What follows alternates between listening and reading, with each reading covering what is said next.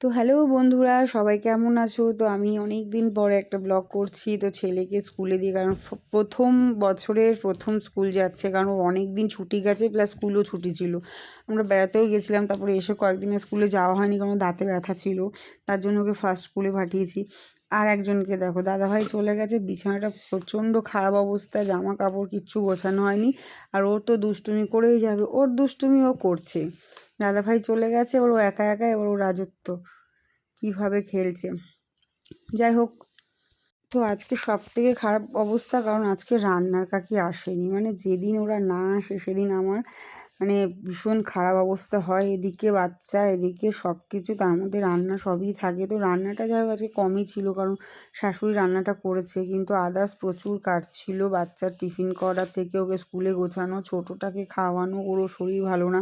তো সব কিছু মিলে আজকে দিনটা কিন্তু প্রচণ্ড খারাপ গেছে, কারণ আজকে একার উপর অনেক দায়িত্ব ছিল। আর একজনকে দেখো, একটু লেট হয়েছে রুটি দিতে, কারণ ও টাইম টু টাইম 11টায় রুটি খায়, সেখানে 11টা থেকে 11:30 হয়ে গেছে, যার জন্য ওনার মুখটা খুবই স্যাড। কারণ যে রুটি দেয় সে তো আসেনি। তো বসে বেচারা বসে আমার দিকে চেয়েই রয়েছে যে কখন মামা আমাকে একটু রুটি দেবে। যাই হোক, রুটিটা তাড়াতাড়ি করে নিচ্ছি। দুটো রুটিই খায়। তো ডিম সিদ্ধটা অনেক দিন ওকে দিইনি, কারণ ওর অ্যালার্জি হয়ে গেছিলো, প্রচণ্ড অ্যালার্জি সমস্যা ওর আছে গাতে। তো যার জন্য অনেক দিন ডিম দেওয়া হয়নি। তো আজকে একটা ডিম সিদ্ধও দিয়েছিলাম, সেটা ভিডিওতে আসেনি। আর রুটিটা আমি তাড়াতাড়ি করে নিচ্ছি, ওকে দুটো রুটি দিয়ে তারপরে আমি খাবো। যেহেতু কাকি আসেনি, তো তরকারি করতে আর ইচ্ছা করছিল না। তো রুটি আর মানে চা দিয়ে রুটিটাই সকাল সকাল করে খেতে ইচ্ছে করলো। আর ডোডোকে তো স্কুলে পাঠিয়ে দিয়েছি টিফিন করে। আর ছোটোটা তখন বাবা এসেছিলো, বাবাকে বললাম একটু ধরো, আমি রুটিটা করে নিই, কারণ ছোটো কাকি ছিল না আজকে। ছোটো কাকি একটু বাইরে গেছিলো, প্রচণ্ড অসুবিধা হয়ে গেছিলো। কাকি খুব মানে হেল্প করে আমার বাচ্চা, মানে ছোটোটাকে প্রচণ্ড রাখা থেকে অসুবিধা কাকি খুব হেল্প করে। তো কাকি ছিল না, মেজো কাকিও ছিল, কিন্তু মেজো কাকি একটু কাজ ছিল বলে একটু মানে আজকে দিনটা খুব খুব খুব আমার চাপে গেছে। যাই হোক, এখানে রুটিটা হচ্ছে, রুটিটা করে তাড়াতাড়ি করে ওকে দিয়ে তারপরে আমি আবার মানে রান্নায় যাব। তো যার জন্য রুটিটা তাড়াতাড়ি করে নিচ্ছি। তো রুটিটা হতে হতে তাড়াতাড়ি করে রুটি করার চেষ্টা করছি, কারণ ওর বেচারার প্রচণ্ড খিদে পেয়ে গেছিলো। আর অনেক দিন পরে রুটি করছি তো, কারণ রান্নাটাও স্বাভাবিকভাবে করাই হয় না, কারণ রান্নার কাকিকে অনেক দিন ধরে রাখা হয়েছে।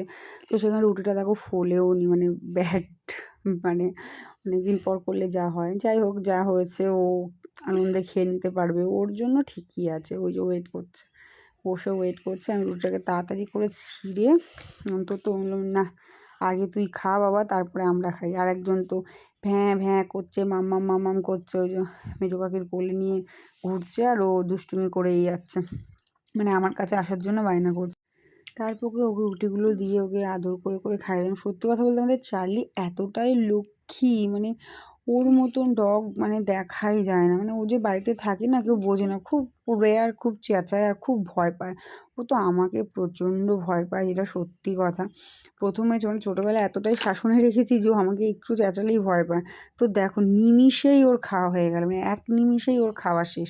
এখন আবার ডিমের জন্য ওয়েট করছে, ডিমটা দেবো। তো ডিমের ভিডিওটা আমার করা হয়নি, তো ডিমটাও দিয়ে টিয়ে ওকে খাওয়ানো সন্তুষ্ট করে এবার আমি হ্যাপি।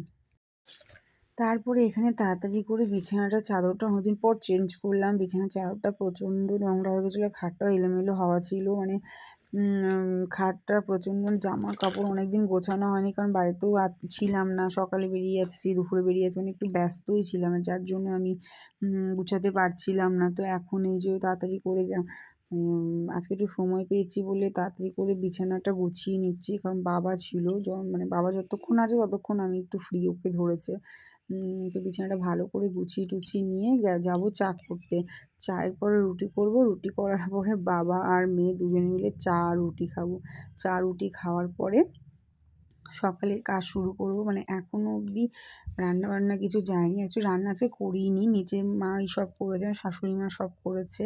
আর আমি শুধু উপরে ভাত আর ছোটোটার ভাত করেছি, কারণ পারছিলাম না, মানে ওর শরীরটা খুব খারাপ ছিল, প্রচণ্ড ঠান্ডা লেগেছে, যার জন্য ওকে আমাকে নিয়ে থাকতে হয়েছে। তো যার জন্য আমি আজকে মানে রান্নার দিকে যেতেই পারিনি। তো রুটিটা খেয়ে আজকের ব্লগটা এখানেই শেষ করলাম। তোমাদের যদি ভালো লাগে অবশ্যই কিন্তু লাইক, শেয়ার, কমেন্ট আর সাবস্ক্রাইব করো। Tata, bye bye.